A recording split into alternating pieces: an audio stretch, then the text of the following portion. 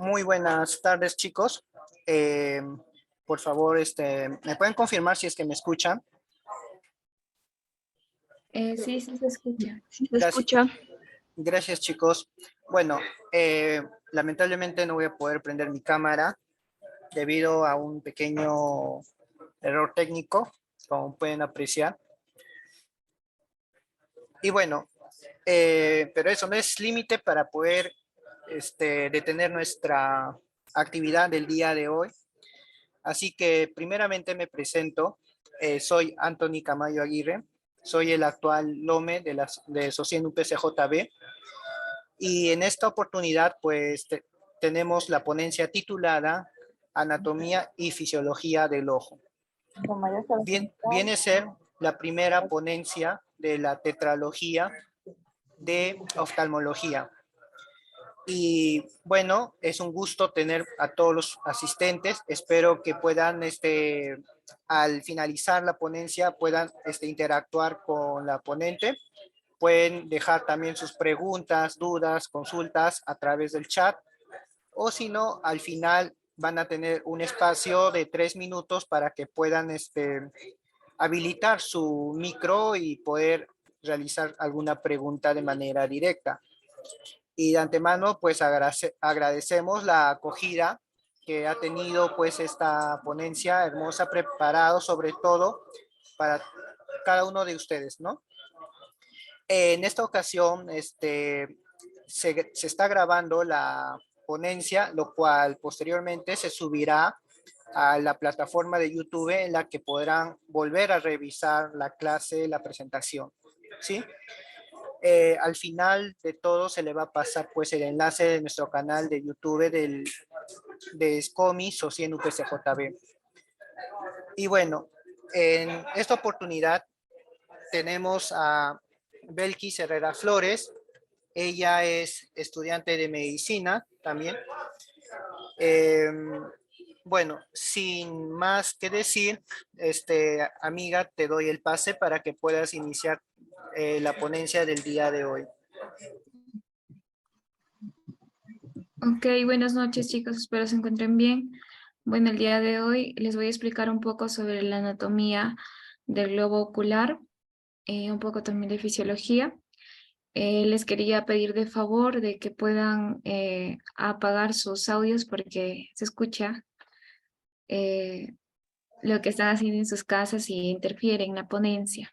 ¿Ya? Bueno, vamos a comenzar. Cualquier problema técnico, ya sea de internet, pueden comunicarlo por el chat o por el micro, pero con respeto también. Y vamos a comenzar. Bueno, yo soy estudiante de sexto año de medicina de la Universidad Nacional de Cajamarca de Perú. Y también soy creadora de contenido médico, el cual les voy a dejar acá mi cuenta, que me pueden encontrar en @belimed, como mi nombre. Ya, entonces vamos a comenzar.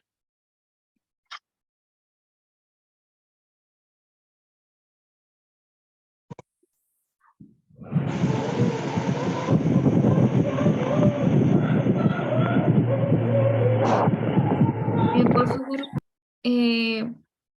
Anthony, ¿puedes tratar de silenciar los audios cuando ingresan?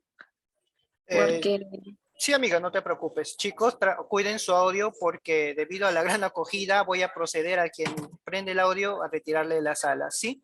Cuiden su audio, chicos. Es la última llamada. ya chicos, entonces comenzamos. Tengo un poco de problemas hoy día he tenido con mi PowerPoint. Primero que nada vamos a hablar sobre la ubicación de las fosas orbitarias. Entonces, para hablar de globo ocular es importante conocer pues las órbitas con los huesos craneales que están en contacto con el globo ocular. Entonces, para ello vamos a recordar un poco de anatomía de cráneo.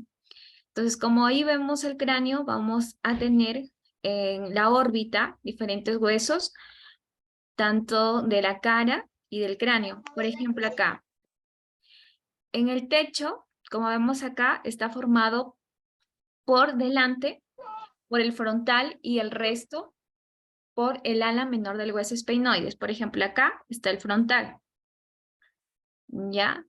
Y acá que está la ala menor del esfenoides. Entonces, ¿esto qué vendría a ser? El techo, ¿no es cierto? Ok. Ahora, ¿qué más tenemos? Vamos a tener también la pared externa, que está formado por el hueso malar, como vemos acá, la apófisis orbitaria en la pared externa, ¿ya? Y la cara anterior del ala mayor, como vemos acá, la del esfenoides. Esa es la pared externa. Esto venía en su pretest. Y la pared interna, que es más medial, ya está formada por la rama ascendente del maxilar, ¿ya?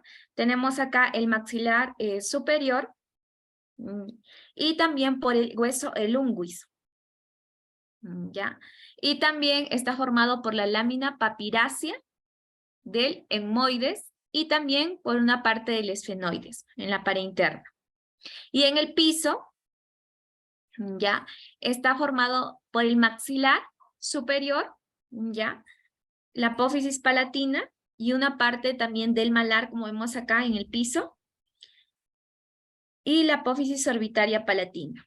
Entonces acá, ubicándonos, tenemos acá el etmoides, las alas del esfenoides, el frontal, el malar. Acá vamos a tener el maxilar superior, el unguis, que van a formar parte de la órbita del globo ocular.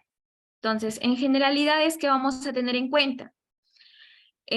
Como tenemos acá el globo ocular, vamos a tener un eje, así como la Tierra tiene un eje, un ecuador, ¿ya? Y también tiene paralelos. Entonces vamos a tener acá un eje de tamaño aproximado de 25 milímetros y tiene un ecuador de aproximadamente 23.5 milímetros. Este valor en algunos libros varía, pero está entre esos rangos, ¿ya? Me voy a basar tanto del test-tube, del Latarje en anatomía y un poco de fisiología de Torta. Y acá también tenemos de 23 milímetros. Como vemos acá, es la forma de una esfera. El peso está aproximado de 7 a 7.5 gramos. Y la consistencia es muy firme, semejante a las de un testículo, dicen la literatura, o de una eminencia tenar cuando el pulgar está en abducción, ¿ya? Es muy firme. En cuanto a la topografía, como les estaba explicando, vamos a tener el eje del ojo y el ecuador, ¿no es cierto? Y acá también, en cuanto a el enfoque, para la mirada, tenemos también angulaciones, que entre los dos ojos, así, cuando miramos un objeto, se forma un ángulo de 10 grados, y también tenemos entre los dos ojos entre el ojo como reflejo, también se forma otro ángulo de 46, y entre dos los cruces, entre un ángulo de 18. Ahora, en cuanto a la constitución anatómica, que eso no deben de olvidarlo, vamos a tener acá las membranas envolventes, la túnica fibrosa o también llamada externa, la túnica vascular o la media, y la túnica nerviosa o llamada interna. Y tenemos los medios transparentes o refringentes, ¿ya? Estos medios transparentes o refringentes nos ayudan por el pasaje de la luz, ¿ya? Tenemos acá a la córnea, por ejemplo, acá vamos a tener el globo ocular, ¿ya? el globo ocular. Y tenemos acá a la córnea. Más o menos así. Bueno, es así. Ya, y esta córnea lo que nos permite es el pasaje de la luz y la refracta también, o la desvía. Ya, esa es la córnea. También tenemos una membrana envolvente. La capa fibrosa o externa está formado por la córnea y también por la esclerótica. La esclerótica. Ya, esta es la esclerótica y la clórica, que es lo más externo. Ahora, la esclerótica también tiene su función, que es la que da la forma, como vemos acá, da la forma y protege a las partes más internas, porque es la estructura externa. Entonces, es la que protege y da la forma al globo ocular, la esclerótica. Ahora vamos a ver la túnica vascular. Ya, en la túnica vascular vamos a tener en cuenta acá el iris, ya, pero acá está la pupila, ¿no es cierto? El que da es la pupila y acá el iris, el color de nuestros ojos. Si son marrones, si son azules, es el iris. Y acá vamos a tener en cuenta que el iris regula la cantidad de luz, ¿ya? ¿Qué es el iris? Va a regular la cantidad de luz. Entonces, regula la cantidad de luz. Ya. ¿Qué dijimos de la córnea? La córnea también permite el paso de la luz y también ¿qué hacía? Desviaba el paso de la luz y el desvío. ¿Qué hacía la esclerótica? Daba la forma, ¿no es cierto? Y además de dar la forma, lo que hacía es protección o soporte para los órganos internos del ojo. El iris va a regular la cantidad de la luz que se encuentra en el globo ocular. Y por acá también vamos a tener detrás el cristalino. Y más acá, por acá vamos a tener los cuerpos ciliares. Ya, ahora estos cuerpos ciliares, ya, la media, ¿quién va a formar? El iris, los cuerpos ciliares, ya, y también la coroides. Ya, esas son las tres estructuras de la túnica vascular. Entonces, acá vamos a tener que los cuerpos ciliares secretan el humor acuoso. Ya, más acá, a ver, con otro color. A lo mejor con eso para acá. Los cuerpos ciliares, su función es secretar el humor acuoso. Ya. Y también tenemos a la coroides, que la coroides es así más interna, que es una estructura muy irrigada. Ya. Ya. Que esta coroides suministra la irrigación. La coroides va a suministrar irrigación al globo ocular.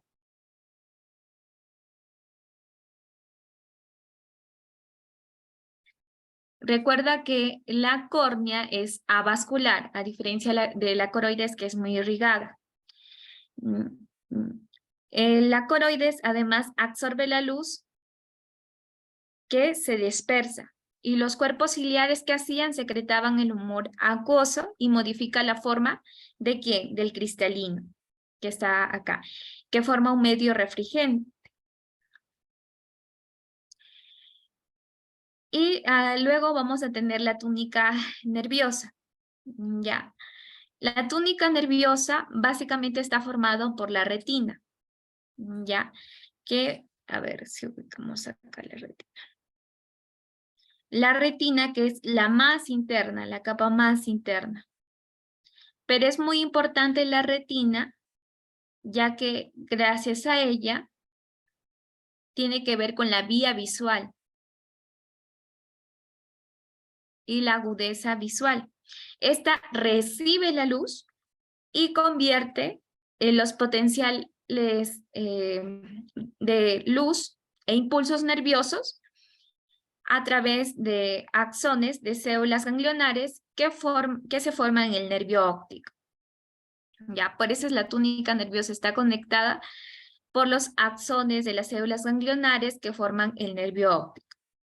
Entonces, esas son las estructuras de las túnicas. Ya, la túnica fibrosa o externa, córnea esclerótica, vascular, el iris, cuerpo ciliar y coroides, y la túnica interna, principalmente la retina. Ahora, el cristalino es un medio refringente que va a refractar la luz.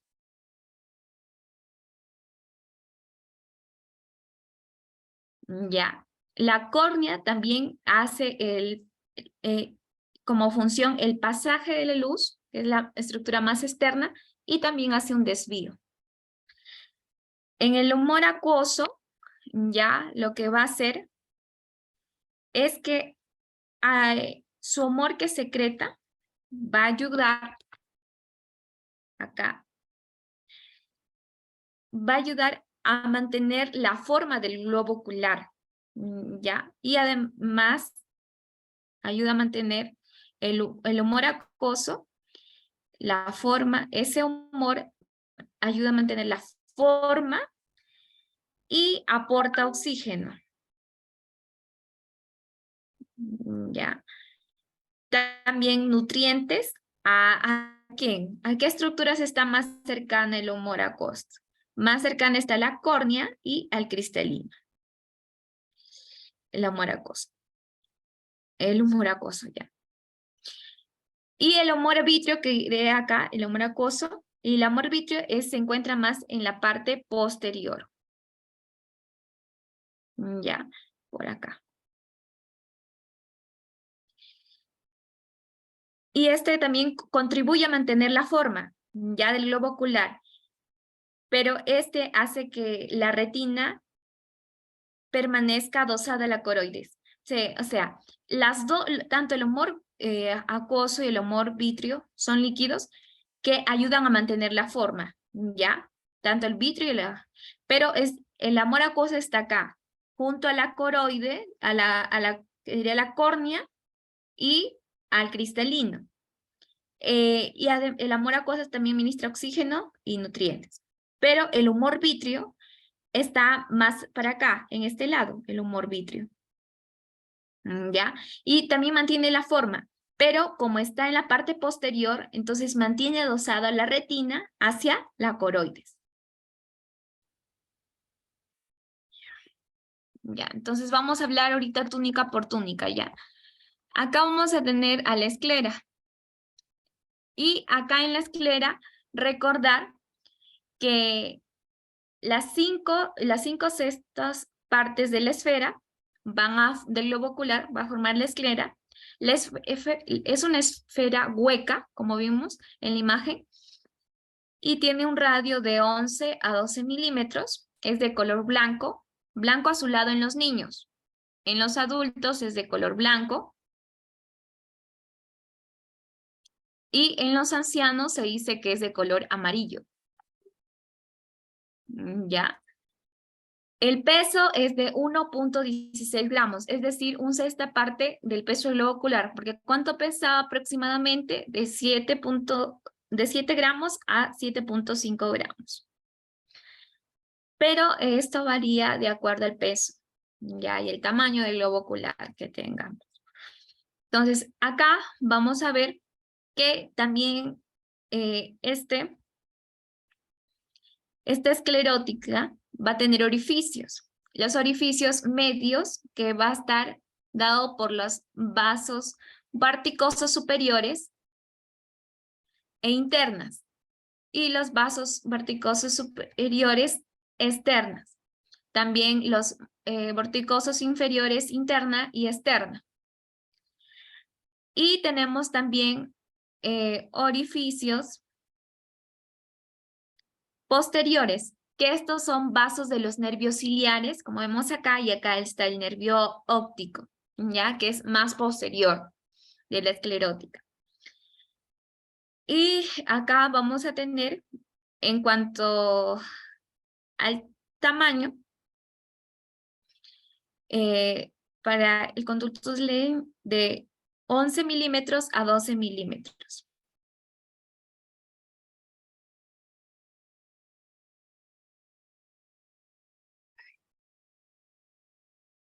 También tenemos acá la arteria maxilar muscular inferior, ya que va a dar las arterias ciliares anteriores. Ya, entonces, en cuanto a la irrigación de la esclerótica, tenemos tanto de las ciliares, ya, de las vorticosas superiores internas, y la constitución histológica. Bueno, la esclerótica tiene una lámina episcleral de tejido envolvente laxo que facilita el movimiento del globo ocular. Tiene sustancias propias o estroma y una capa principal de tejido conectivo denso y está compuesto fundamentalmente por colágeno tipo 1 y tipo 3. O sea, si te preguntan, por ejemplo, ¿qué fibras de colágeno de qué tipo se encuentran en la esclerótica, en la sustancia propia o en la estroma? Son la colágeno tipo 1 y 3. ¿Ya? Entonces, también tiene una lámina episfocal, aunque se duda de su existencia. No está muy especificado histológicamente. En cuanto a la irrigación, como les estaba comentando, tenemos las arterias ciliares, que son cortas posteriores, las ciliares anteriores, que lo mencioné antes tú, y las ramas de las ciliares largas posteriores. Y de esta red nacen venillas que desembocan en las ciliares anteriores y en las venas coroideas. En cuanto al drenaje linfático, vamos a tener que no posee, pero su linfa atraviesa espacios interfasciculares y desembocan en el espacio supraescleral. Y en cuanto a los nervios, principalmente tenemos a los nervios ciliares, ¿ya? Tanto irrigación, ciliares, anterior, posterior, principalmente posterior están en los libros. El texto lo dice de anteriores. Y en los nervios ciliares. En cuanto a la constitución histológica, acá explicando más a detalle, vamos a tener un epitelio anterior, ¿ya? Una membrana de Bowman,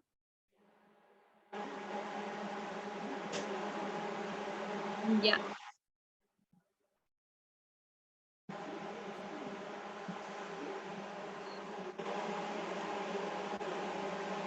Esa es de la córnea, una membrana de Bowman o membrana basilar de Rambier, el tejido propio de la córnea. En el 2013 se ha designado la capa DUA, ¿ya?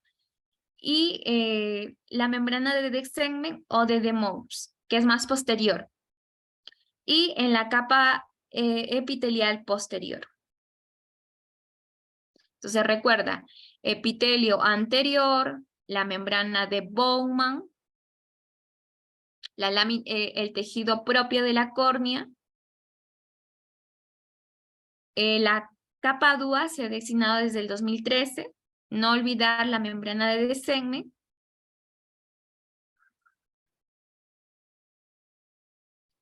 o también llamada de De Morus, que es la de acá.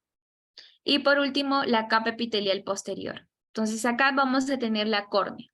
En cuanto a la visión anterior, tiene un tamaño de 11 milímetros a 12 milímetros. Y tiene la forma de una esfera de radio menor a la de la esclera, porque el radio de la esclera era de 10 a 2.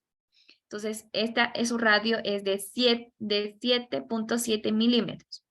El espesor no es uniforme, como vemos acá. Esta es la córnea. Ya, acá teníamos la córnea. Y miren, el espesor anterior es de 0.8 milímetros, pero va más alejándose y es de 1 milímetro. Entonces su espesor no es uniforme. Tiene un borde libre de un arco cinil o gerontonso. Y no olvidar que la córnea es avascular y esta es su visión posterior, que es un tamaño de 13 milímetros. Ahí está la córnea, la estructura más externa. Esta es la membrana de Desmos o Descemen, ¿ya? Y atrás vamos a tener el conducto de Schlenk. Acá tenemos, mira, esa es la membrana de Descemen y va a tener un anillo tendinoso de Dojlinger. Luego vemos acá que en la parte anterior se fusiona ¿con quién? Con la esclera, ¿no es cierto? ¿Y con qué va a continuar? La esclerótica. Y acá vamos a tener en la parte medial que forma un tendón para el músculo ciliar, ¿ya? Y se van a formar los músculos ciliares y más abajo los cuerpos ciliares. Y ahí está la córnea. Y posterior tenemos un ligamento pectíneo de Hue. Y acá vamos a ver, miren, acá tenemos la córnea, es la de...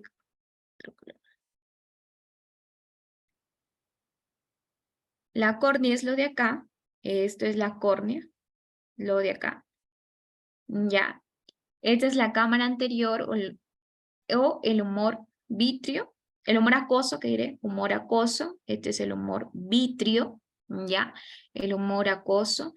Acá, ¿qué vamos a tener? El cristalino, acá vamos a tener el músculo ciliar, el cuerpo ciliar, el conducto de Schlenk. Miren, si vemos acá, miren, esta es la córnea, miren, igualito lo de acá. Acá vamos a tener el ángulo de drenaje, la red trabecular. Luego que vamos a tener acá el iris, ¿ya? Para el iris, el lente que vendría a ser el cristalino, más acá vamos a tener los cuerpos ciliares y la cámara posterior. Y acá miren, este ángulo es el ángulo iridocorneal que se forma entre la iris y la córnea. Pero me vas a tumbar, no me Vaya tumbes, para espérate, pues allá. me voy a... Ya, continuamos. Entonces, la irrigación carece de irrigación y a pesar que carece de irrigación, se nutre del humor acuoso, de la cámara anterior. Entonces, el humor acuoso, su función es dar forma al globo ocular.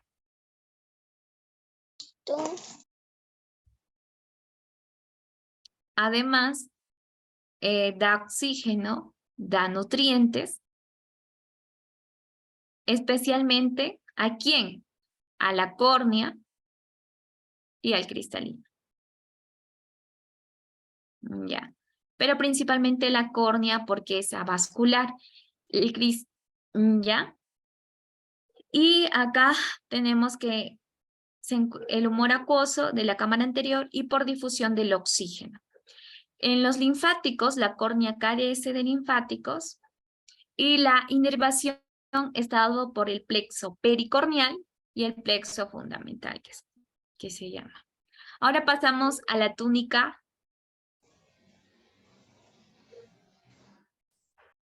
Sí, Belén, la membrana de Descemen es en la parte posterior de la córnea.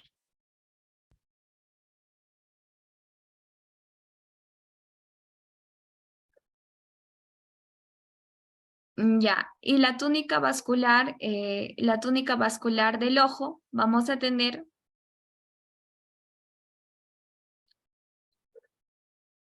ya chicos, si es que alguna cosa de a mí me confundo, me pueden corregir o cualquier cosita, me avisa. La túnica vascular del ojo vamos a tener acá la coroides, como vemos acá, ya es esta. Ya está la coroides propiamente dicha, tenemos acá. Y también tenemos una coroides en la zona ciliar, cerca de la zona ciliar, y a la iris. Y una coroides que se va, como vemos acá, hacia la iris. ¿Ok? Entonces, acá que vamos a tener la coroides, que es ricamente vascularizada. Esta es la propiamente dicha de la zona ciliar y de la iris. Ya, o sea que va a irrigar. Entonces, acá en la túnica vascular, ¿qué estructuras vamos a ver? Vamos a ver la coroides, la zona ciliar y el iris. Entonces, acá la coroides propiamente dicha tiene la forma de un segmento de una esfera hueca. El espesor aproximadamente es de 0.4 a 0.5 milímetros. En la parte posterior, de 0.4 a 0.5 milímetros. Y de 0.2, como vemos acá, es más delgada, a 0.3 en la parte anterior. Y es de color oscuro. La consistencia es débil y es parecida a la pía madre. Ya, de la membrana, esta meninge, la pía madre. Y la abertura posterior se va a conectar ¿con qué? Para la abertura posterior con el nervio óptico, ¿no es cierto? Y la abertura anterior con la hora cerrada. En cuanto a la constitución histológica, vamos a tener acá vemos la capa del epitelio pigmentario de la retina, ya. Pero si vamos acá, por ejemplo, viendo esta de la parte más externa, vamos a ir mejor de acá, esta es la parte más externa, que es la esclerótica, ¿no es cierto? Esta es la esclera, ya. Luego ya vamos a ver las capas. La lámina fusca o membrana supracoroidea, ya. Luego vamos a tener la membrana de Hayer, en donde van a estar las venas coroideas. Luego la membrana de Sattler, de la arteria coroidea. Ya. La de Sattler es para la arteria y la de Hayer es para la vena coroidea. Y esta es la capa gruesa de los vasos o estroma de la coroides. Luego tenemos la capa coriocapilar de Ruich y la membrana vítrea de Bruch. Y luego ya va a comenzar la capa del epitelio pigmentario de la retina, pero esa es la estructura para la retina. Entonces, estas estructuras más que nada van a formar la constitución histológica de la coroides.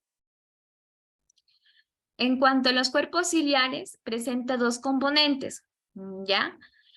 El músculo ciliar, que está por delante, ¿ya? El músculo ciliar, ¿ya? Y también vamos a tener acá los procesos ciliares, como vemos acá, los procesos ciliares. El músculo ciliar y los procesos ciliares van a formar el cuerpo ciliar.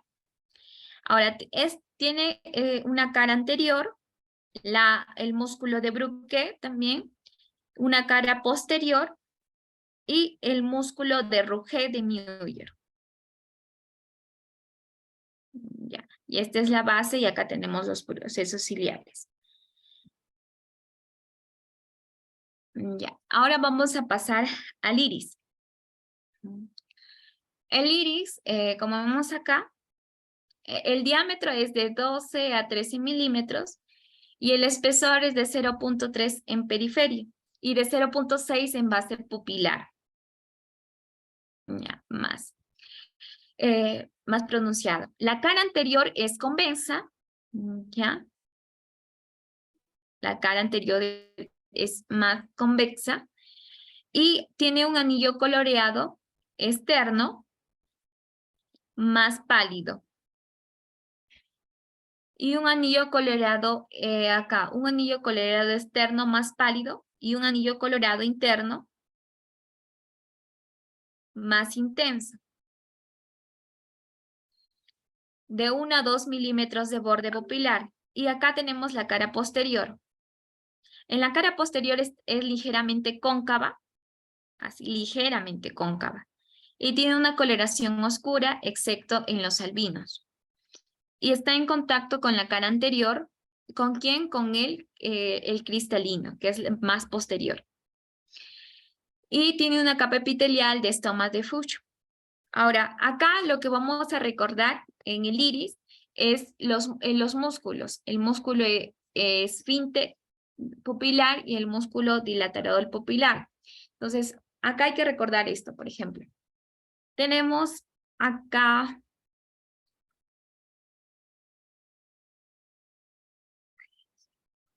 Ya. Tenemos a la iris, acá está la pupila. Ya. Y vamos a tener el músculo dilatador de la pupila. Ya, ¿cómo es esto? El músculo dilatador de la pupila. Ya. Cuando el músculo dilatador de la pupila actúa, este tiene un diámetro mayor a 4 milímetros. Entonces, el diámetro pupilar, podríamos decir que en algunas literaturas lo normal es de 2 a 4 milímetros o de 3 a 4 milímetros. Ya. Cuando hablamos de midriasis, es cuando el músculo dilatador de la pupila agranda la pupila, ¿no es cierto? Hace que el diámetro sea mayor. Entonces, es mayor a 4 milímetros. Y eso llamamos midriasis. Ya. Y el músculo esfínter de la pupila, ya acá te vamos a tener, es el diámetro pupilar es más pequeño, es por ejemplo menor a 1.5 milímetros. ¿Ya? Y lo que va a hacer es miosis. ¿Ok? Ahora vamos a pasar. Entonces, en la irrigación van a tener las arterias ciliares largas, las posteriores y las ciliares anteriores, y van a formar el círculo arterial mayor del iris. Ya. Y las venas se originan en sentido contrario, como en sentido contrario, y desembocan en la vena muscular inferior. Y los nervios provienen de los nervios ciliares cortos, tanto parasimpáticos, y los largos, los simpáticos. ¿Ya? Recordar. Los parasimpáticos, los cortos, y los largos simpáticos. En cuanto al iris,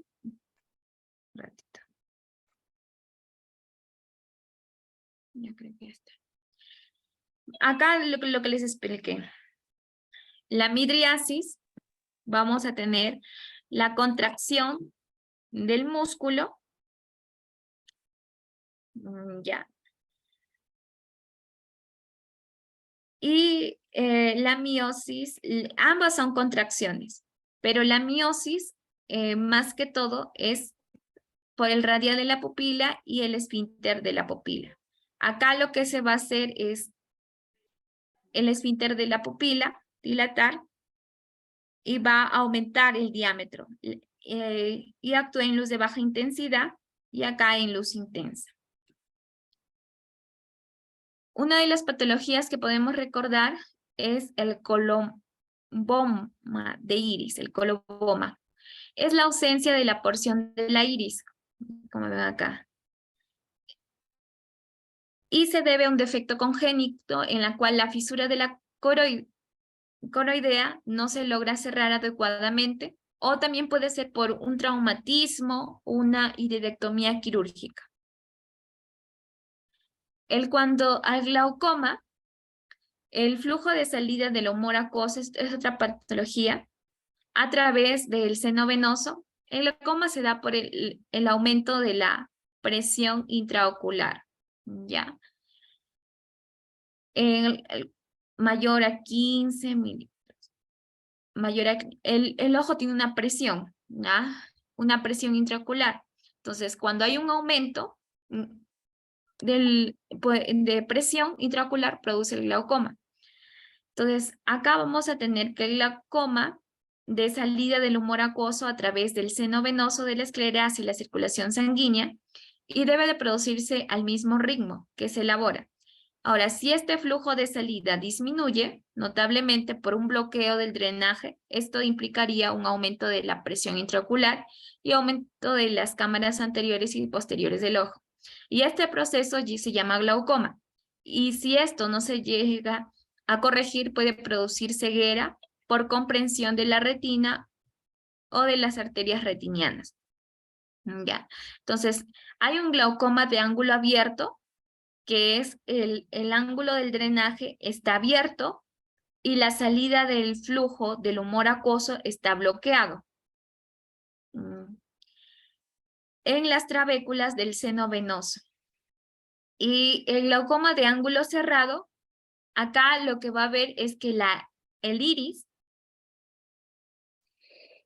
¿ya? El iris cierra el ángulo de drenaje, ¿ya? Y lo que va a hacer es obstruir la salida del humor acuoso. La aniridia es la ausencia de la iris, como vemos acá, la ausencia de la iris, y puede estar causada por mutaciones genéticas. La túnica nerviosa, vamos a tener la retina, la propiamente dicha, la ciliar y la porción iridia. Acá en la propiamente dicha, esta está debajo de la coroides, acá tenemos la esclera, la coroides y la retina. Esta está debajo de la coroides y tiene un aspecto de un segmento de una esfera hueca. ¿Ya? Su espesor disminuye de atrás adelante, como vemos. Va disminuyendo de atrás hacia adelante. Va desde 0.4, 0.2, 0.1 acá. Y el color y la capa externa es de color negro y sus capas sobrantes son transparentes. Y tiene una superficie exterior en relación con la membrana vítrea de Bruch. Ya, la membrana vítrea de Bruch. En cuanto a la superficie interna, vamos a tener la papila óptica. ¿Qué es la papila óptica? Este es un punto donde se reúnen las fibras nerviosas procedentes de la retina y tiene un aspecto de un disco blanquecino, como vemos acá. Es la mancha ciega de Mariop de los antiguos anatomistas y según Landolt está ubicada respecto al polo posterior del ojo a 3.915 milímetros por dentro y 0.785 por encima y mide un tamaño de 1.5 milímetros de diámetro. Entonces, ¿cuál es la importancia? Es que reúnen las fibras nerviosas procedentes de la retina y tiene un aspecto de un disco blanquecino y es la mancha ciega de Mariop. Y acá tenemos una mácula lútea o también llamada mancha amarilla. En el polo posterior del ojo de 1 a 1.5 milímetros de diámetro vertical y de 2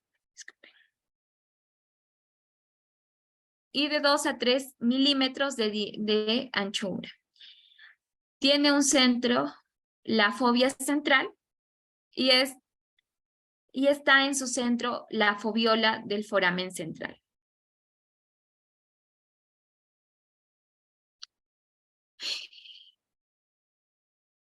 Y bueno, mejor en otras. Acá vamos a ver las estructuras de la retina ya.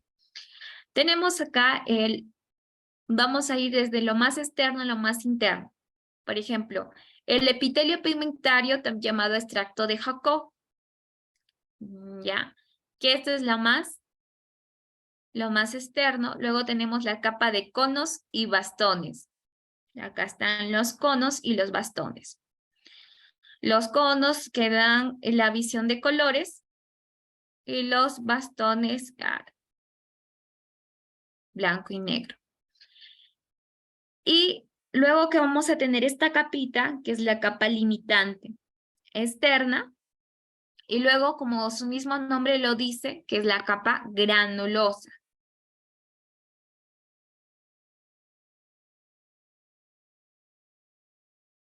Un ratito.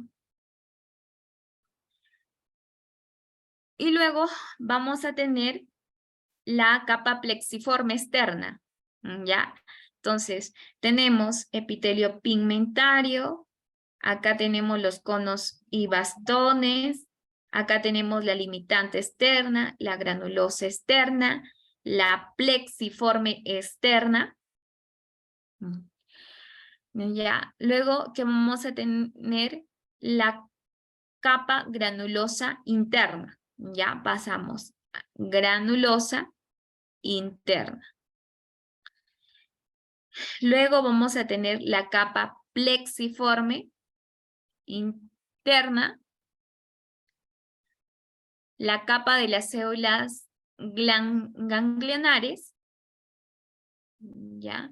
La capa de las células ganglionares, primera neurona, y tenemos la capa de las fibras ópticas, y por último la capa limitante interna. ¿Ya?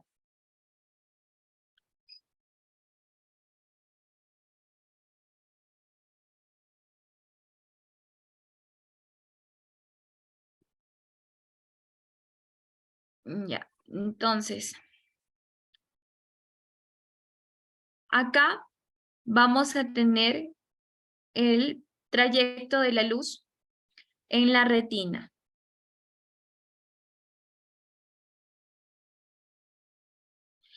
Como vemos acá, esta es la dirección del flujo nervioso. Primero, tenemos el epitelio pigmentario que está en contacto con el epitelio de la coroides, ¿no es cierto? Ya con la capa de la coroides. Luego vamos a tener la capa de los segmentos externos. Acá vamos a tener que eran los conos y los bastones. Luego teníamos la membrana limitante externa.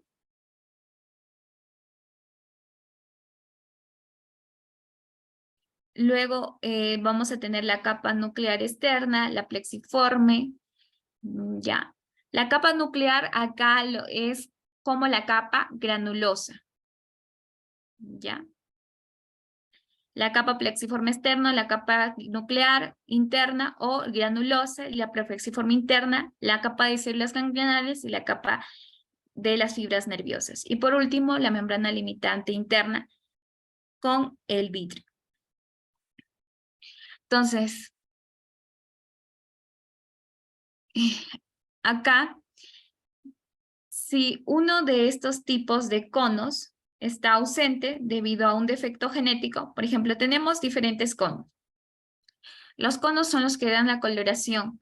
Ya vemos los colores, ¿no es cierto? Gracias a los conos. Hay de tipo L, es rojo, tipo M es verde, y de tipo S son azules. Y si uno de estos tipos de conos está ausente debido a un defecto genético en la opsina correspondiente, la persona afectada confundirá ciertos colores que puede distinguir la gente con visión normal y se dice daltónico. Dado que los genes para el cono de tipo L y el tipo M están en el cromosoma X, ¿ya? Y el daltonismo es más frecuente en los varones, ya, XX, las mujeres XY. Entonces es más frecuente. La incapacidad para detectar un color rojo puro, ¿cómo se denomina? Una protonopia. Mientras que para que un color verde es deuteranopia, ¿ya? Porque hay personas que solamente tienen dificultad para solamente ver un color, ya sea el color rojo, protonopia, y para el color verde, deuteranopia.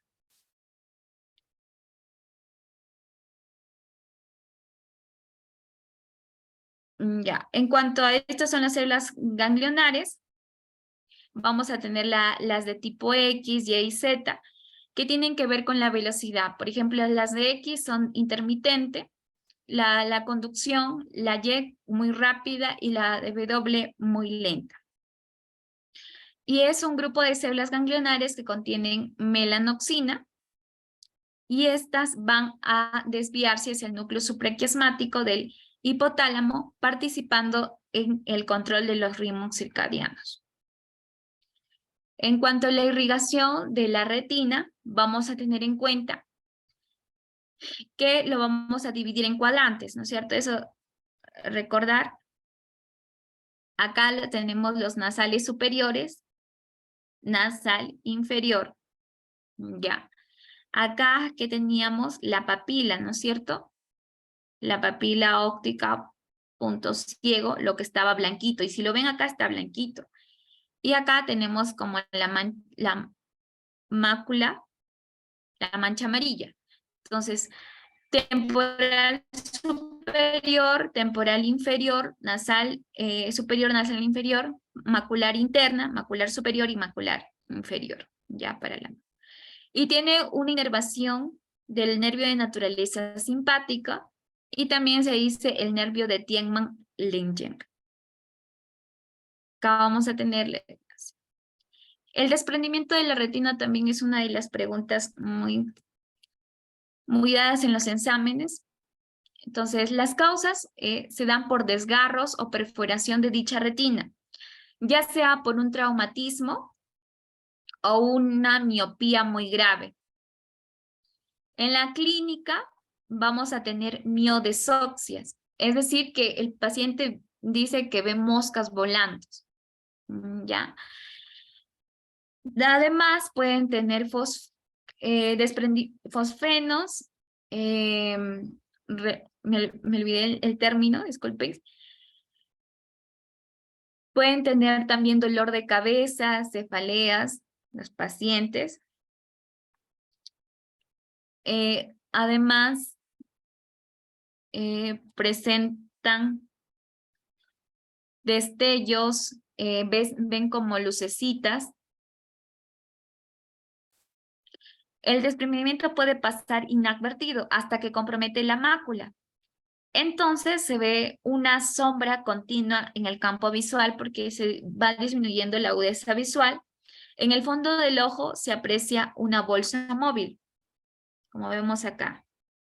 Hacen un fondo de ojo y se aprecia una bolsa móvil blanquecina con pliegues, como vemos acá, estos pliegues. Acá también se aprecian. O a veces algunos desgarros. Esta lesión requiere una operación con láser. Se vuelve a colocar la retina en su lugar porque se ha desprendido, y a su vez impidiendo que la lesión avance, pero a su vez, hecha esta cirugía, el sitio donde la retina se desprendió deja de ser funcional. Y esta es una imagen de la colonoscopia.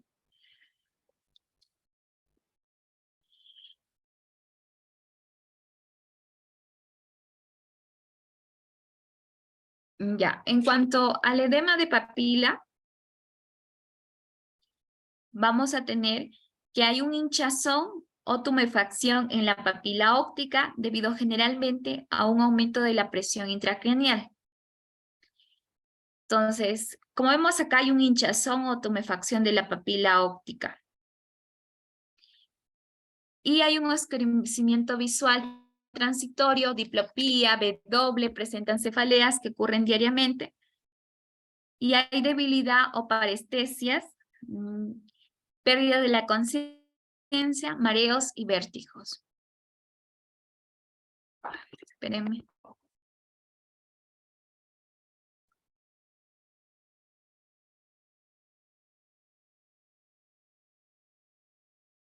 Ya. Bueno, en la primera pregunta sobre la ambliopía generalmente es la capacidad de la visión reducida que se manifiesta en la niñez debido a un desarrollo normal que puede haber por defectos en el cerebro que favorece al otro ojo actuar correctamente. También se le llama la ambliopía el ojo perezoso. Ya, es como tenemos un niño que está viendo y como si un ojo se desviara o se cayera. O vago. Ya, en cuanto al glaucoma, que me decían, a ver, de nuevo. El glaucoma se da por el aumento de la presión intraocular, ¿no es cierto? Entonces, si este flujo de salida se disminuye, lo que pasa es que hay un aumento de la presión intraocular por el bloqueo del drenaje del humor acuoso, ¿no es cierto? Y aumento de las cámaras anterior y posterior. O sea, cuando el glaucoma es del ángulo abierto, el ángulo de drenaje está abierto, la salida del flujo del humor acuoso está bloqueado. Ya, entonces, a pesar que el ángulo está abierto, la salida del humor está bloqueado en las trabéculas o el seno venoso, pero por la afectación de la esclera. A diferencia del glaucoma de ángulo cerrado. Acá lo que tiene que ver es el iris. El iris, como vemos acá, el iris acá, el iris va a cerrar, ¿ya? El iris va a cerrar el ángulo de drenaje y lo que va a obstruir la salida del humor acuoso.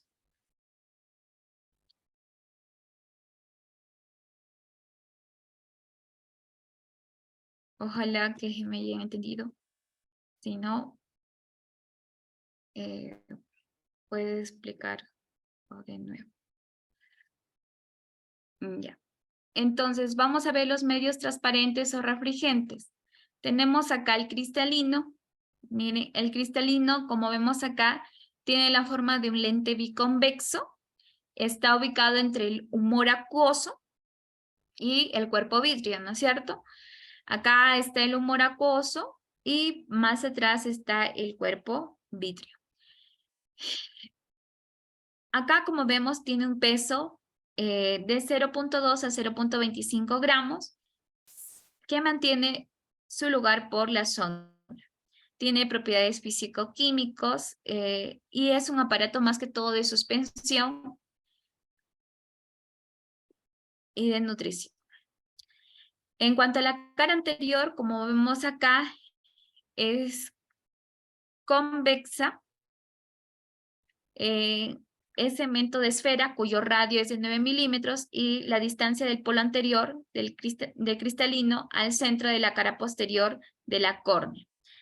De la cara anterior del cristalino a la córnea es de 2 a 2 como si estuviera acá la córnea, a 2.5 milímetros.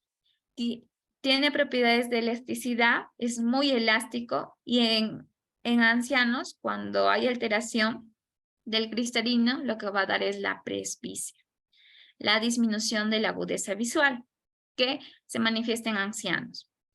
En cuanto a la cara posterior, vamos a ver acá, este es un segmento de esfera, cuyo radio es de 5.5 a 6 milímetros, está en relación con el cuerpo vítreo porque es más posterior y el polo posterior está separado de la mácula por un espacio de 16 milímetros.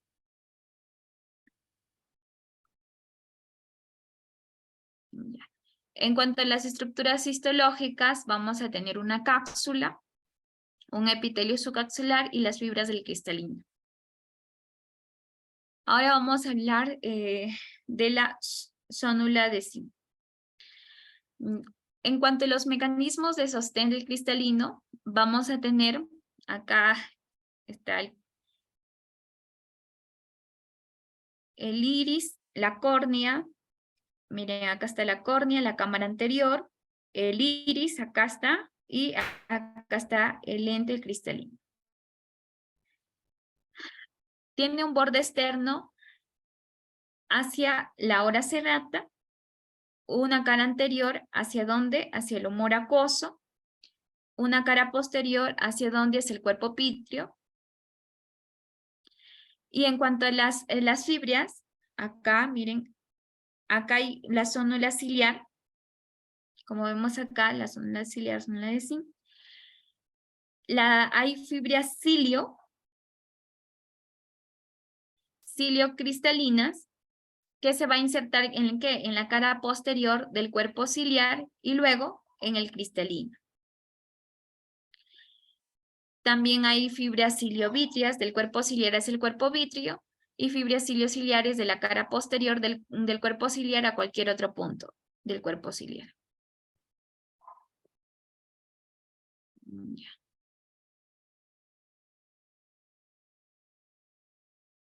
Ahora, en cuanto a la irrigación y el drenaje, es ausente, se alimentan también por el humor acuoso y es producido por los procesos ciliares, al igual que la córnea. La córnea y el cristalino por el humor acuoso se alimentan y la inervación del cristalino es para la acomodación, el músculo ciliar, ¿ya? Que está inervado por los nervios ciliares cortos. Ahora, el cuerpo vítreo, también que es un medio refrigerante.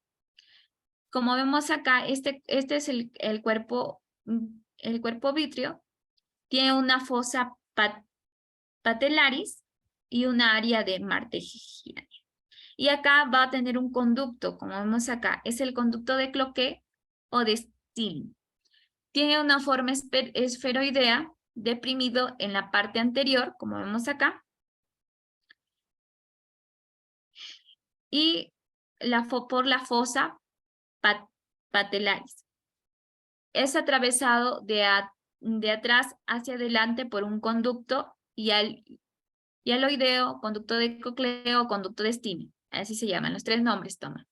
Y está relacionado hacia atrás con la retina propiamente dicha, la zónula y con el cristalino. La retina propiamente dicha y el cristalino. En cuanto a la constitución anatómica, es una membrana hialoidea, la membrana de Coclea. Vamos a tener una porción periférica dispuesta en capas concéntricas y una porción central agrupadas en sectores y acá el conducto hialoideo. El cuerpo vítreo tiene un aspecto de sustancia gelatinosa, viscosa y algo más densa que la clara del huevo. Entonces acá vamos a tener las cámaras del ojo. Acá tenemos la cámara anterior, que entre la cara posterior de la córnea, como está, acá está la córnea, la cara posterior de la córnea y la cara anterior del iris, que tenemos acá el iris y acá está la pupila. Va a estar la cámara anterior, tiene un diámetro de 12 milímetros en su base, y acá la cámara posterior tiene la forma de una cavidad anular situada entre, acá como vemos acá, entre el iris y tiene una profundidad más pequeña, de 0.4 a 0.6. Acá está el cristalino, acá la producción del humor acuoso, el conducto de Slench, la producción del humor acuoso, y acá el conducto de Slench y acá el ángulo iridocorneal.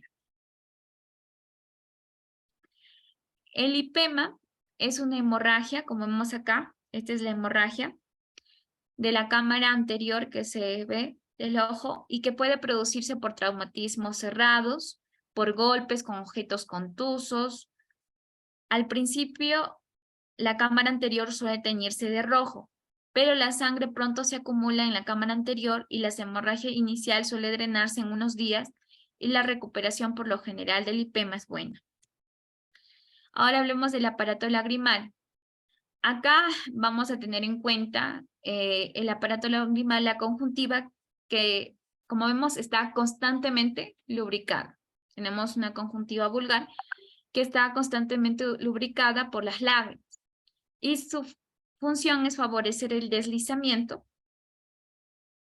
por los párpados, ya, por los párpados sobre el globo ocular y prevenir la evaporación de los líquidos transparentes. Entonces, acá vamos a tener en cuenta las glándulas. Ya, existen glándulas que van a dar patologías. Estas son glándulas sebáceas. Ya, las glándulas de meibomio, que son glándulas lagrimales. Entonces, acá tenemos que tienen una capa lipídica y células caliciformes también tienen y una capa mucosa. Entonces, hay que recordar, por ejemplo, acá, en las patologías. Hay patologías de las glándulas de meibomio y patologías también de las glándulas de 6 y mol. Principalmente, el chaláceo es de las glándulas de meibomio, ¿ya? El chaláceo. El chaláceo se define como un granuloma, ¿ya? Este es indoloro y es causado por las glándulas de meibomio principalmente. Pero también tenemos un orzuelo, ¿ya? El orzuelo, que este puede ser interno o también puede ser externo, ¿ya? Pero a diferencia del granuloma, es que el orzuelo es más pequeño. Y el orzuelo causa dolor, algo que le puedes diferenciar. Y también es infeccioso. A nivel interno, ya si tenemos un orzuelo interno, acá, es por las glándulas de meibomio. Y si tenemos un orzuelo externo, es causada por las glándulas de 6 y de mol. ¿Ya? Por las glándulas de 6 y de mol. Que también son glándulas lagrimales. Entonces, el orzuelo es más doloroso, es infeccioso generalmente por Staphylococcus aureus. Cuando es un orzuelo interno, generalmente es por las glándulas de meibomio, y cuando es externo, por 6-mol. Y el chaláceo es como un granuloma, ya, es indoloro. El orzuelo, el tratamiento es más fácil. Se dice que se aplican con compresas tibias 3 a 4 veces por día, y se puede hacer también una incisión o drenaje del material purulento, como es infeccioso. En cambio, el chaláceo, lo que se va a aplicar es un ácido tranexámico, tranxinolone, que diré, es una inyección de transinuloma, ¿ya? Este es el tratamiento del orzuelo, una inyección pero esta inyección es cuando el tamaño del chaláceo, que diré, del chaláceo, del granuloma, es menor a 4 milímetros. Si es mayor de 4 milímetros, se puede hacer cirugía.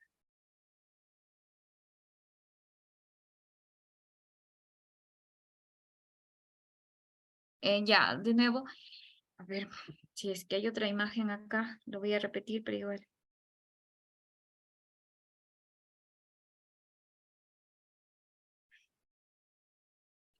Ya, a ver, de nuevo. Ya, miren.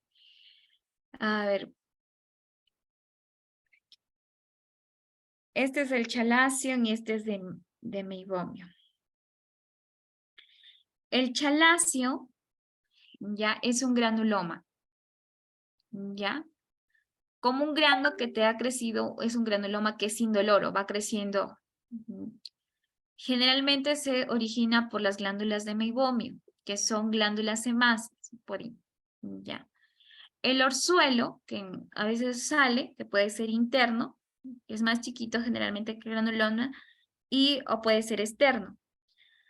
Ahora, este orzuelo causa dolor, a diferencia del cheláceo que es indoloro, ¿ya? El orzuelo también es infeccioso. Cuando es un orzuelo interno, o sea, se crece el orzuelo, pero dentro del ojo ha crecido internamente, es por las glándulas de meibomio. O sea, las glándulas de meibomio tanto dan chalación y orzuelo. Y cuando es externo, se da por la infección de glándulas de E6 o de MOL. El tratamiento en el orzuelo es más fácil. Poner compresas tibias, ya, de 3 a 4 veces al día, o una inyección o drenaje del material purulento, porque es infeccioso por el Staphylococcus aureus, o aplicación de antibióticos. En lo que es respecto al cheláceo, el tratamiento es una inyección de transinuloma, cuando el diámetro del granuloma, del cheláceo o el granuloma que es menor de 4 milímetros. Si es mayor de 4 milímetros, se puede hacer una cirugía vertical. No sé si ya me entendieron esa parte. Espero que sí, si no. En cuanto a las glándulas lagrimales, vamos a tener la porción orbitaria,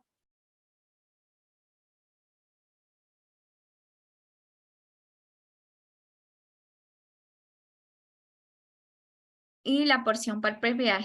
La porción orbitaria, como vemos acá, y la porción palpebral. Estas están separados por un borde externo del músculo elevador del párpado superior, ¿ya? Entonces acá, en las glándulas lagrimales tenemos una porción orbitaria y una porción palpebral, separados por un músculo elevador del párpado superior.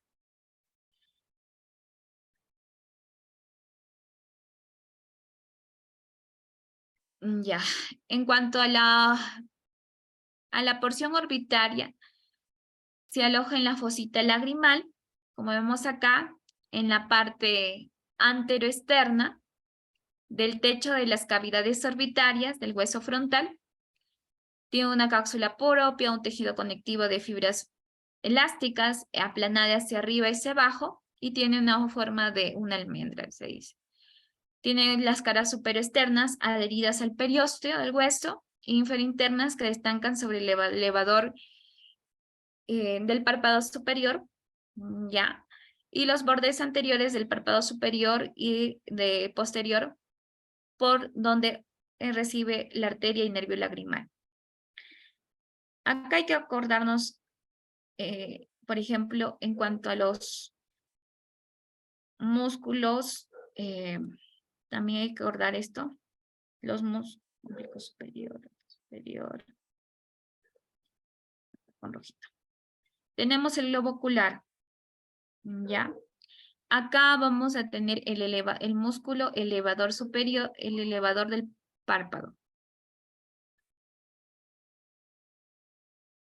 Luego vamos a tener el oblicuo superior. Más acá, el oblicuo superior. Luego, ¿quién vamos a tener?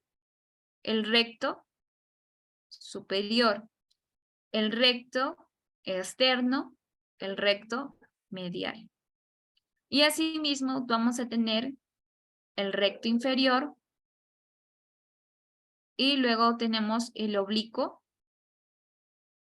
inferior.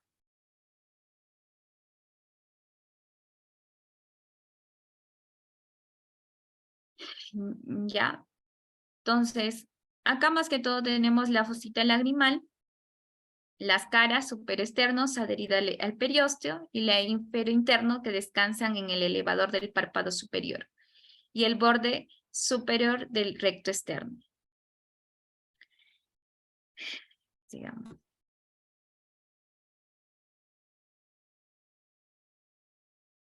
Ya. En cuanto a la porción palpebral, acá, en la porción palpebral ocupa la parte externa, como vemos acá del párpado superior, la forma cuadrilátera, como vemos ligeramente cuadrilátera, aplanada y tiene las caras superior en contacto con el músculo elevador del párpado superior y la cara inferior en relación con la conjuntiva. Y los bordes posterior en relación con la porción orbitaria y anterior en relación con la superior del tarso. Y las dimensiones es variable.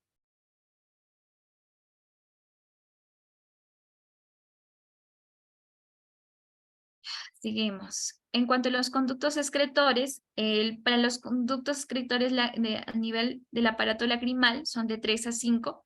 Salen de la cara inferior de la porción orbitaria, como vemos acá, y se dirigen hacia adelante y atraviesan la porción palpebral, recibiendo aquí esta parte. Y los conductos se salen por una porción externa de las glándulas palpebrales y se mantienen independientes estos conductos accesorios.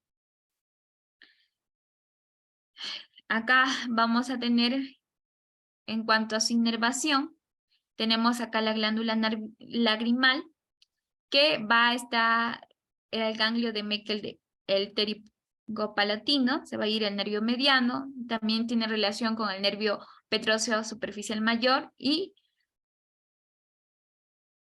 también con el nervio facial, principalmente. La irrigación es por los vasos lagrimales y la inervación del nervio lagrimal. Termina en el nervio facial. En cuanto a las vías lagrimales propiamente dichas, tenemos tubérculos lagrimales que están ubicados en el externo e interno de los párpados y los puntos lagrimales que están ubicados acá en las aberturas. ¿De qué? De las trabéculas lagrimales. También vamos a tener los canalículos lagrimales que vemos acá. Estos canalículos que son encargados de llevar las lágrimas, ¿hacia dónde? Hacia el saco lagrimal. Y este se va hacia el conducto nasolagrimal, ¿ya? Entonces, los puntos lagrimales, los pliegues semilunares, los carúnculas lagrimales, tenemos acá los canalículos lagrimales que son encargados de llevar el saco lagrimal, y este saco lagrimal se continúa con el conducto nasolagrimal que desembocan en el meato inferior de las fosas nasales. Sigamos. Y acá vamos a tener también en cuenta el tubérculo lagrimal superior, el punto lagrimal superior, y el tubérculo lagrimal inferior, punto lagrimal inferior, que van a formar el lago lagrimal. En cuanto a los conductos lagrimales, vamos a tener una porción vertical de 2.5 milímetros de largo, una porción horizontal o inferior que drenan al saco lagrimal. Hay que avanzar esta parte de... Acá en este saco lagrimal sobresale por arriba un tendón del músculo orbicular de los párpados y claro, porque lo reciben. Los canalículos lagrimales reciben y se van hacia saco lagrimal. Bueno, y acá está más específico todas sus partes. Recordar que acá el conducto nasolagrimal que llega hacia el meato inferior, que mide de 15 milímetros en un término medio. Y acá, este ya lo vamos a pasar porque es lo mismo casi. En cuanto a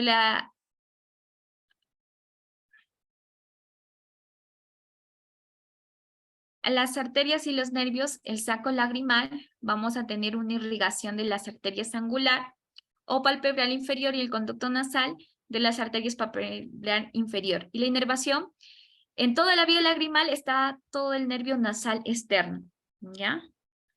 Por conexión a nivel de la nariz. Bueno, esa es la parte de... También quería explicarles esto sobre los músculos retrooculares. Entonces, los músculos extraoculares tienen un origen común. Ya. Tenemos acá principalmente el globo ocular y los músculos extraoculares. Entonces, hay una mnemotecnia que seguro muchos ya lo saben. Reviso, el recto externo va a estar inervado por el sexto par craneal. ¿Ya? O el abducens. ¿Ya? El sexto el abducen. El oblicuo superior va a estar de atrás hacia adelante. Está inervado por el cuarto par craneal o patético troquial, ¿no es cierto? El oblicuo superior. Y luego, los otros músculos del globo ocular están inervados por el tercer par craneal. Entonces, el recto superior, ya, este es el elevador del párpado superior. Acá vamos a tener el oblicuo superior, miren, el oblicuo superior, ya. El oblicuo superior, el músculo recto superior. El oblicuo superior, ¿por quién está inervado? Por el patético troquial, el cuarto. El Amiga, recto lateral amiga, o el recto externo. disculpa que te corte, solamente se puede ver en tu pantalla que dice arterias y venas, saco lacrimal, conducto nasal, inervación. No sé si estás haciendo algún gráfico tal vez, A ver, espéreme. porque no sale Ya, ningún gráfico. ahora Ahora sí, sí, recién. Ujú. ya, discúlpenme. Ya, miren, acá vamos a tener en cuenta los músculos extraoculares. Ya, recuerden esta mnemotecnia, como estaba diciendo, el recto externo está inervado por el sexto par craneal. Reviso, recto externo por el sexto par craneal. Y ahora, si te vas de atrás hacia adelante, de atrás hacia adelante, el oblicuo superior va a inervar al cuarto par craneal. Entonces, acá tenemos al músculo oblicuo superior por el cuarto par craneal y el músculo recto lateral o recto externo por el sexto. Y los demás, como vemos acá, el elevador del párpado superior, el recto superior y el músculo recto medial, están inervados por el nervio motor ocular común y el músculo recto inferior y el músculo oblicuo inferior. Entonces, en cuanto al recto superior, ya, este recto superior que tenemos acá, también el recto medial, el recto inferior y el recto lateral, o sea, los tres rectos, los cuatro rectos, van a venir del anillo, de un anillo tendinoso común, ¿ya? ¿Y en dónde se va a insertar? En la esclera. Ahora, el oblicuo superior, que está acá, su origen es el hueso esfenoides. El tendón de inserción del oblicuo superior atraviesa un asa fibrosa que es la tróclea, unida al borde orbitario supermedial. Y el oblicuo inferior, que tenemos acá, este oblicuo inferior, su origen es en el borde orbitario medial. Ahora, en cuanto a las acciones, como su nombre lo dice, recto superior, su acción principal es elevar, ¿ya? Elevar la mirada. Y el recto medial es aducción, o sea, llevar los ojos hacia adentro. Hacia adentro. Inferior, deprimir, o sea, hacia abajo.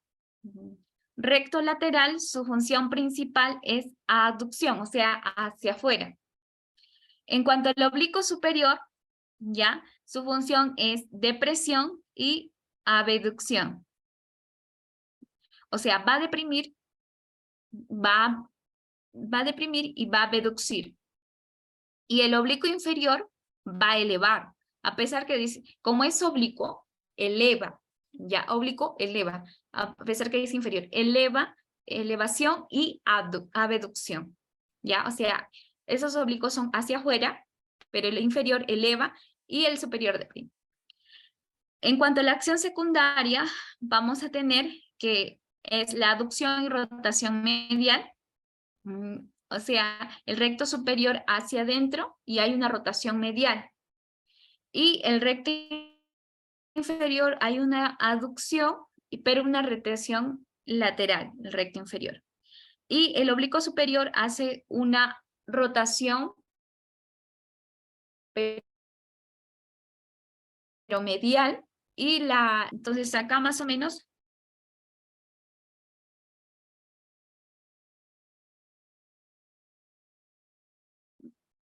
Ya, esperen, chicos.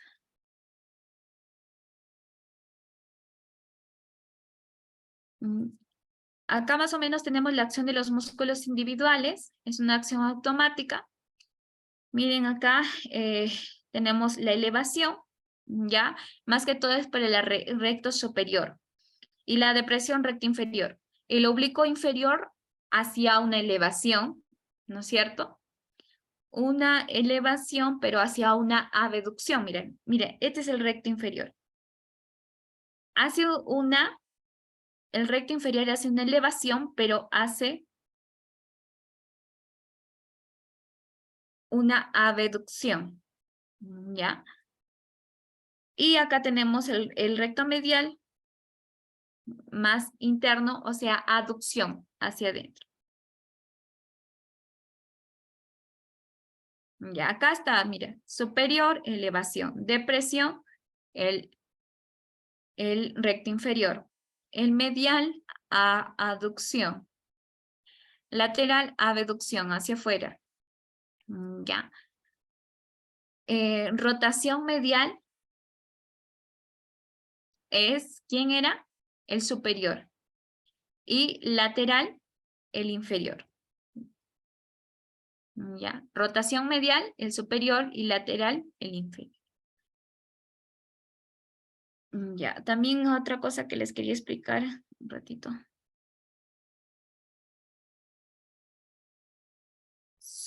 Espérenme.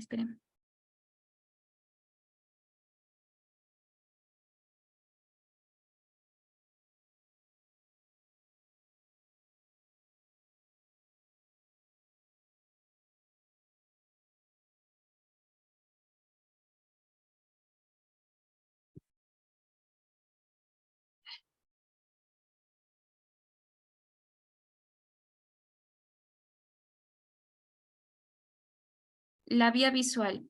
Les voy a explicar así de manera general un poco sobre las vías visuales.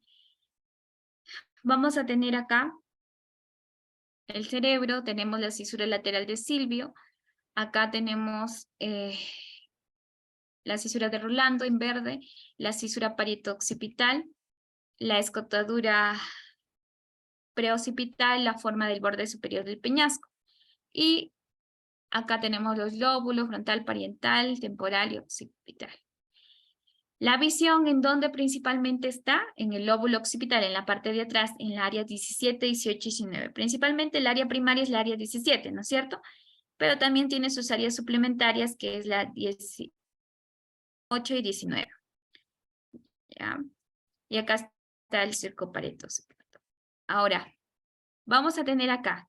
Tenemos el lóbulo occipital en las áreas 19, 18, 17. La corteza visual secundaria, como les decía, están por las áreas 19 y 18. Es una corteza estriada. Y la corteza visual primaria es una corteza estriada.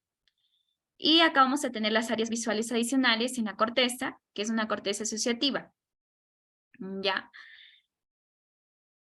Entonces, vamos a tener en cuenta las vías ópticas. La vía óptica es la que llevará todo el estímulo luminoso, imágenes, formas, colores, desde la retina hasta ¿dónde? Hasta la corteza cerebral, ¿no es cierto? Pasa la luz, se desvía por la córnea, se retracta por el cristalino y llega hasta la retina, el estímulo luminoso, pero luego para que sea procesado se va hacia la corteza cerebral para que se haga consciente lo que tú estás viendo, las imágenes, las formas, los colores, lo que tú conoces, algo nuevo.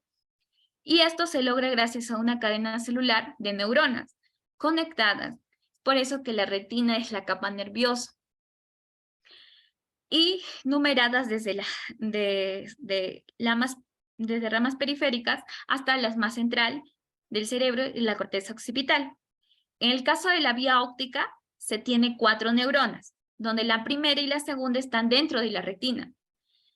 Tenemos las células bipolares y la primera neurona y las células ganglionares.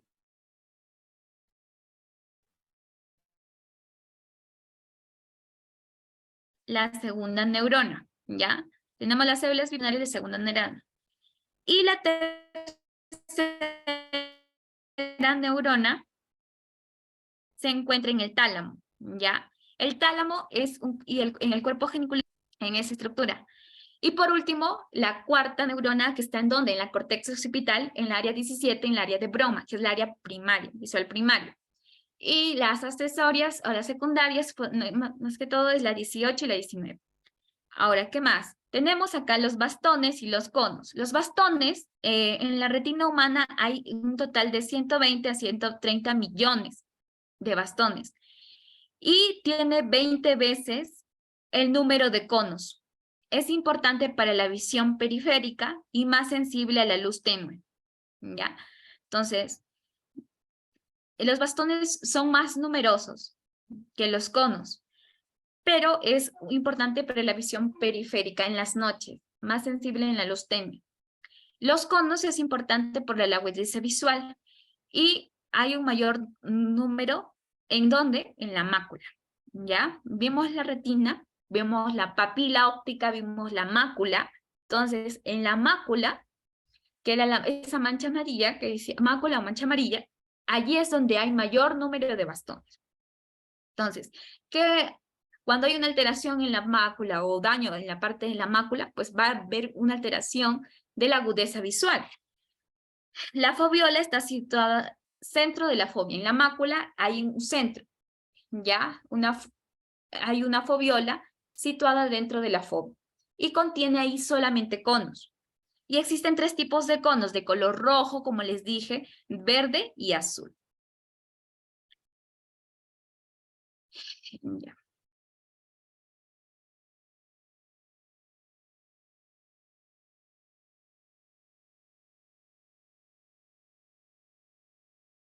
Sí, ¿en qué parte se puede repetir? Bueno, seguimos, no sé en qué parte. Acá vamos a tener las neuronas bipolares. Las neuronas bipolares, vamos a seguir, esta es la primera neurona.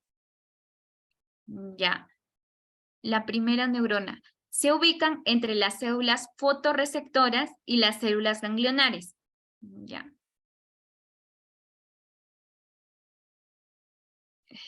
A ver. Ya. Al final también hay un resumen sobre la vía óptica y también les voy a explicar al final, de nuevo, como un resumen ya, para ir continuando. Ya. Entonces, sí, hay un resumen ahí donde está la vía óptica y todo les explicaré de nuevo. Se ubican las células bipolares entre las células fotorreceptoras y las células ganglionares. Es como acá tenemos a los conos y los bastones. Los conos y bastones. Pero luego vamos a tener acá a las células bipolares. Acá los conos. Y acá tenemos a las células bipolares. Y luego vamos a tener a las células ganglionares. Entonces, los conos son la primera neurona, las células bipolares, las células ganglionares son la segunda neurona. Ya, una célula bipolar hace sinapsis con los bastones, ya, con bastones, discúlpenme, se borró, estaba por acá, perdón. Sí se ve esta parte, diga. Perdón. Ya, entonces acá vamos a tener las células bipolares y las células ganglionares. Ya, una célula bipolar hace sinapsis con muchos bastones, ya de 10 a 100, porque los bastones son más numerosos que los conos. Y sucede algo similar con los conos en un área macular. Y las células ganglionales tiene acá la forma del último enlace de la retina con las vías ópticas. Sus axones forman una capa adyacente. Ya recuerdan que la tercera neurona, ¿quién era? El tálamo. ¿Ya hacia dónde va a ir? Hacia el tálamo. Y la cuarta neurona, ¿quién vendría a ser? Vendría a ser la área 17, la área de Brom, la área 17 en el lóbulo occipital. Entonces, sus axones forman una capa adyacente en el cuerpo vitreico y converge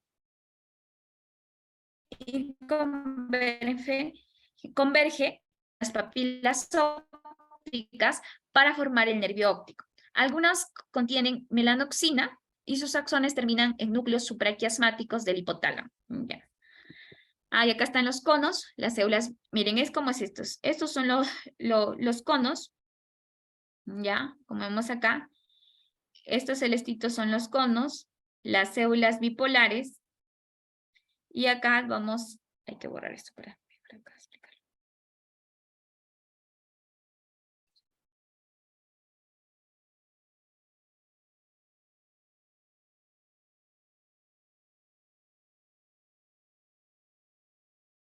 Ya. Esta es la primera neurona, los conos, las células bipolares y, bueno, la primera neurona son las células bipolares. Las células bipolares. Solo que las células bipolares se conectan con los conos y los bastones, que van a transmitir el color, las imágenes, la forma y se van a conectar con las células bipolares. Y acá vamos a tener las células ganglionares, que es la segunda neurona. Disculpe. Ya. Ahora, las neuronas asociadas que vamos a tener, las neuronas de asociación, vamos a tener interneuronas que modifican la transmisión sináptica, tenemos células horizontales y sus dendritas hacen sinapsis con los fotorreceptores y las células bipolares sobre las que ejercen su efecto inhibidor y las células unipolares, que sus dendritas hacen sinapsis con las células bipolares y las células ganglionares sobre las que ejercen un efecto inhibidor. O sea, las unipolares van a ejercer un efecto inhibidor, ya, al igual que las horizontales, que son interneuronas que modifican la transmisión. Y las células de las neuroglias de Muir presentan unas prolongaciones laterales que se sitúan entre elementos neuronales de la retina y ejercen función de sostén equivalente a los astrocitos en el sistema nervioso central. Entonces acá vamos a tener la primera neurona, que eran las células bipolares. La segunda neurona, las células ganglionares. Ya, luego ¿hacia dónde va? Hacia el tálamo. ¿Hacia qué principalmente? Al núcleo genicular lateral o externo. Luego, ¿hacia dónde va? Hacia la área de Broman, hacia el área 17. ¿En dónde se ubica? En el lóbulo occipital. Entonces, células bipolares, células ganglionares, segunda neurona, tálamo, cuerpo geniculado externo lateral y corteza cerebral, área 17. Y ahora vamos a pasar a la vía óptica y con eso ya acabamos. Entonces, recuerden, acá vamos a tener toda la vía visual. Tenemos, ¿ahora me escuchan bien o se sigue escuchando cortado? Lo que pasa es que mi internet a veces también se me va. ¿Sí me escuchan bien? ¿Me avisan? Ahora Si sí, no, amiga. para conectar. Ya, discúlpenme. Ya, vamos a tener acá la retina. Teníamos, recuerden cómo habíamos una área nasal, nasal superior, nasal inferior, una temporal superior y una temporal inferior. ¿Ya? Y acá es importante recordar, ¿por qué? Porque va a haber un entrecruzamiento. Las fibras nasales, las nasales acá, se van a entrecruzar. Las nasales se entrecruzan y van a formar el quiasma óptico. ¿Ya? Pero las temporales van a seguir su camino.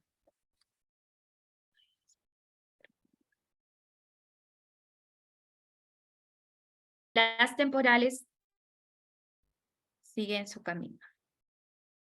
Pero, ¿cuáles se entrecruzan? Las nasales. Tanto las nasales se entrecruzan. Se entrecruzan las nasales, pero las temporales siguen su camino. Entonces tenemos acá a la retina, acá vamos a tener el nervio óptico, ya. Y este entrecruzamiento de las fibras nasales va a formar el quiasma óptico. Ahora, el quiasma óptico luego que va a venir el tracto óptico. Ahora, el tracto óptico va a emitir radiaciones ópticas, ya como vemos acá. Y estas radiaciones ópticas, ¿hacia dónde van? Hacia la corteza cerebral, ¿ya? Entonces, ahí está. Sigamos. Entonces, acá tenemos los campos nasal superior, nasal inferior, el cuerpo geniculado lateral derecho, que está para allá, acá, y la área visual primaria del hemisferio derecho. Entonces, vamos a tener acá las vías ópticas. Tenemos acá, miren, vemos acá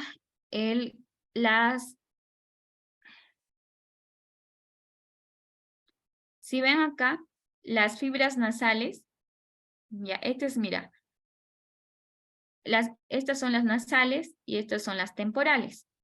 Nasal y temporal. Vemos que las nasales se cruzan, miren, se cruzan. Y este entrecruzamiento va a dar el quiasma óptico.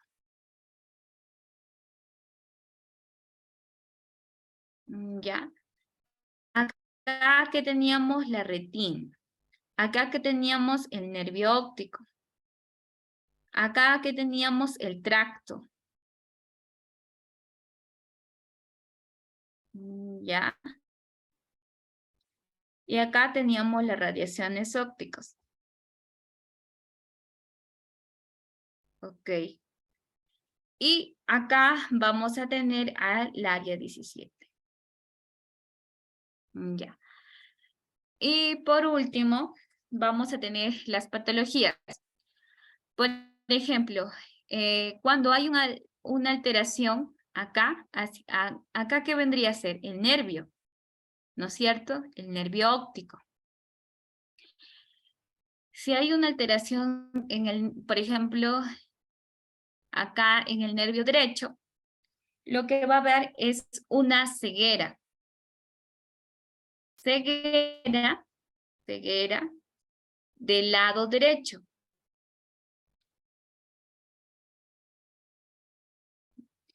Una ceguera del lado derecho. Ahora, ¿qué pasa si es que afecta el quiasma óptico? Como vemos acá, hay una afectación del quiasma óptico. Entonces, cuando hay una afectación, vemos los campos, la mitad no se ve, está en negro, ¿ya? Como vemos acá, acá es una la mitad, solamente la mitad. Heminoxia.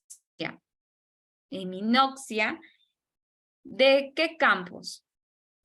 ¿De qué campos? Del quiasma. Se va a ver una alteración del quiasma de los campos temporales.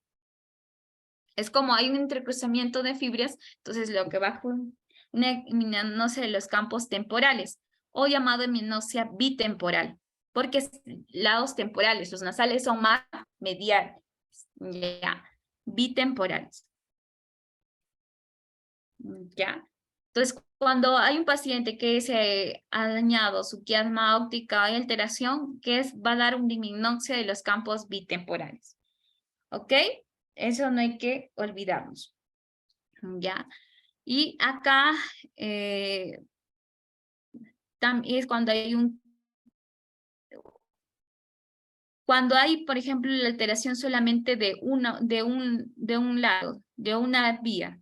Por ejemplo, acá si vemos solamente la vía nasal. Mire, si hay una alteración en la vía nasal, entonces va a haber una hemianoxia.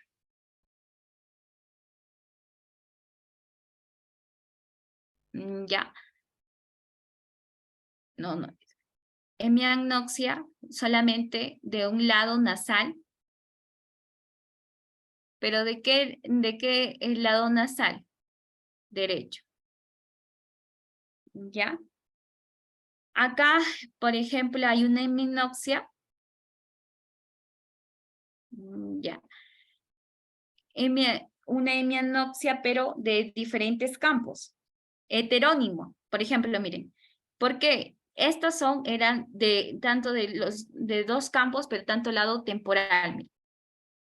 Temporal está afectado. Acá, temporal está afectado. Y este es nasal. Nasal. Entonces, acá, estos son en el tracto. ¿Ya?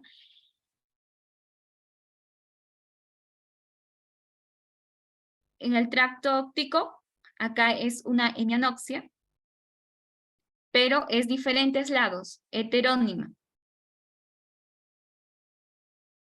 Ya, hemianopsia heterónima.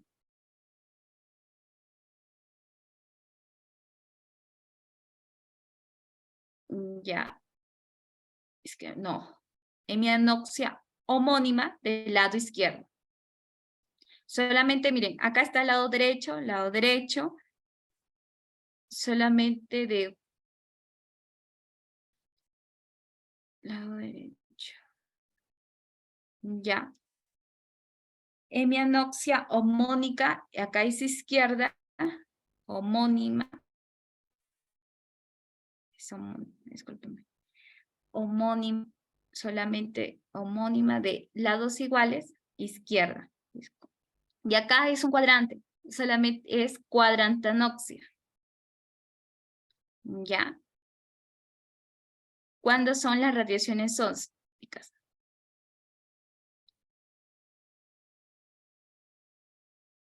Cuadrantanoxia también es homónima, ¿ya?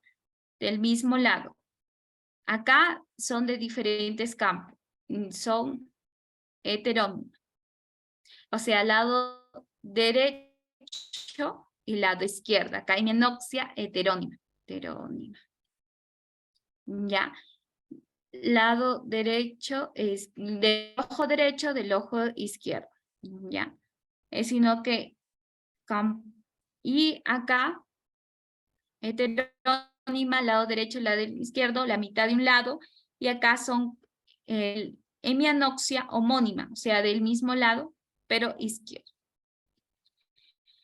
Y acá vamos a tener una cuadrantanoxia homónima, ¿ya? Pero izquierda.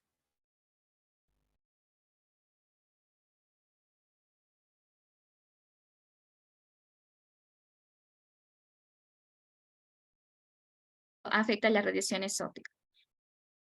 Y también se puede dar una hemianopsia homónima izquierda. Bueno, eso sería todo. No sé si es que me escucharon, ¿me entendieron esta parte?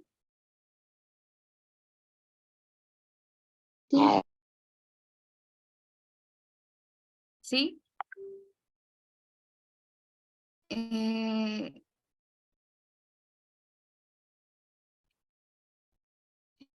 Bueno, chicos, eso sería todo en cuanto, bueno, se borró. En cuanto a mi presentación, más bien muchas gracias. Espero haber aportado en algo a su formación.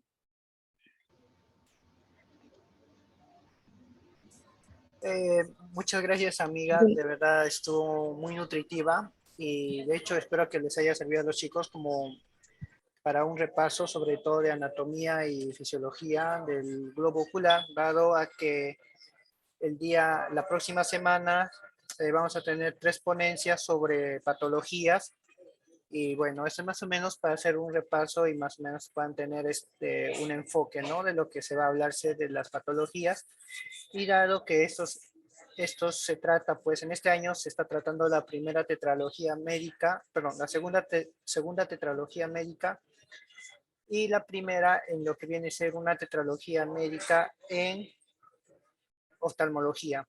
Esperemos pues también contar con su presencia para una segunda tetralogía en oftalmología, ya que se está tratando de abarcar temas de mucha importancia en cuanto a la salud pública, ¿no? De nuestro país y enfermedades que realmente son más frecuentes. Pues bien, no sé, amiga Belkis, tal vez en la parte del chat han dejado preguntas, no sé si se llegó a responder todas o quedó quizás alguna pregunta en el aire, o quizás alguno de los participantes pueden encender su micro ahora sí, para que puedan hacer alguna pregunta o quizás algo que no haya quedado claro, puedan aprovechar pedir que se pueda repetir, ¿no? Antes de que pueda pasar a compartirles el post-test, o bueno, no sé si la otra coorganizadora está en la sala. En cuanto a las diapositivas, sí, sí les puedo pasar. Ya lo voy a subir a un Drive y ya les paso las diapositivas y si tengo información al respecto también lo subiría y ya les comparto.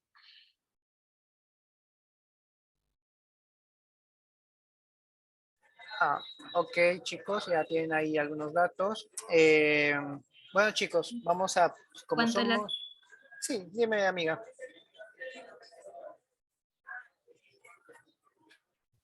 en cuanto a las preguntas, ya le respondí en el transcurso de la ponencia.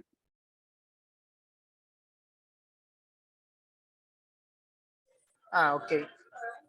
Bueno, Bueno, había una pregunta sobre la fisiopatología de la ambliopía. Bueno, en realidad no es que recuerde yo mucho. Eh, Más que todo es la pérdida visual atribuible a señales neurológicas que generalmente se manifiestan en la niñez. Y se asocia también a cambios en los núcleos geniculados laterales y también de la corteza visual. En los niños, una de las características de la ambliopía es el ojo perezoso, el ojo dormido, más que todo eso es lo que podría recordar. Y por alteración, como les decía, de señales neurológicas en las vías visuales, ya que hay una inhibición del núcleo geniculado lateral y de la corteza occipital.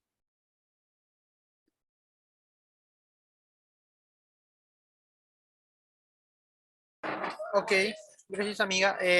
Antes de que pueda pasar el post-test, por favor, no sé, puedan prender su camarita. Aprovechando el tiempo mientras los chicos se van animando a prender su cámara para la foto, bueno, claro, para la foto del recuerdo. eh, Voy a parar la grabación y pueden ver otra de las clases en el canal de YouTube, en que en unos minutos les voy a pasar, ¿sí? Un enlace para que puedan acceder a las clases grabadas.